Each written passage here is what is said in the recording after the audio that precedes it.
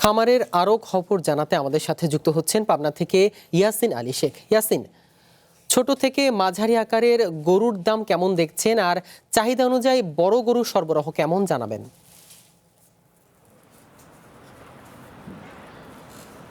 ধন্যবাদ ছিয়াম আপনাকে। আমি একটু দর্শকদেরকে বলতে চাই যে বিশেষ করে পাবনা জেলার যে পশু উৎপাদন, সেই পশু উৎপাদনের কিন্তু বড় একটি খ্যাতি রয়েছে এই পাবনা জেলার। আর পাবনা জেলার যে উপজেলাগুলো রয়েছে সেই উপজেলাগুলোতে কিন্তু বিশেষ করে আর ১.৫ সপ্তাহ পরেই ঈদুল আজহা, মুসলমানদের সবচেয়ে ধর্মীয় যেই উৎসব, সেই উৎসব কিন্তু আসলে ঈদুল আজহা।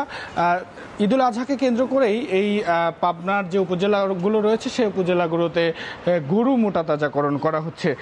তো প্রাণী সম্পদ যে অধিদপ্তর রয়েছে সেই অধিদপ্তরের তথ্য মতে এবার পাবনা জেলায় ৬,৩৩,০০০ পশু কোরবানির জন্য কিন্তু মোটাতাজাকরণ করা হচ্ছে। বিশেষ করে খামারিরাও ব্যস্ত রয়েছে। আর এই জেলায় এবার ৩,৩৩,০০০ পশুর চাহিদা রয়েছে। পাশাপাশি বাকি যে ৩ লক্ষ পশু, সেই ৩ লক্ষ পশু কিন্তু দেশের বিভিন্ন জায়গায় এই জেলা থেকে সরবরাহ করা হবে।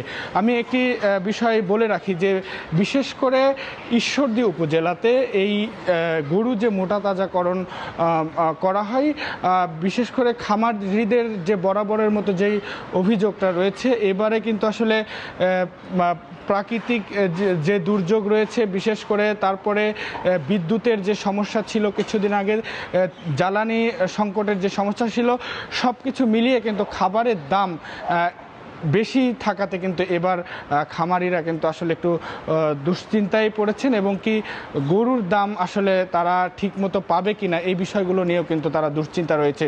পাশাপাশি বিশেষ করে পদ্মার চর যে এলাকা রয়েছে সেই এলাকায় কিন্তু ১১২টি বাথান রয়েছে। সেই বাথানগুলোতেও কিন্তু যারা কৃষক তারা কিন্তু আসলে এই যে গরু যে মোটাতাজাকরণ সেটি কিন্তু করছে।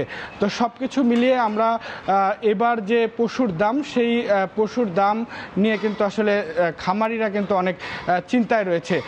পাশাপাশি আমি একটু বলি যে এই পাবনাতে এইবার বিশেষ করে পশুর যে বাজারগুলো রয়েছে সেগুলোও কিন্তু আসলে প্রশাসনের আইন শৃঙ্খলা বাহিনীর নজরদারিতে রয়েছে।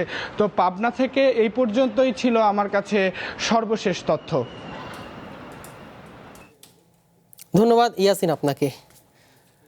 পাবনায় খামারিদের শেষ প্রস্তুতি নিয়ে জানাচ্ছিলেন ইয়াসিন।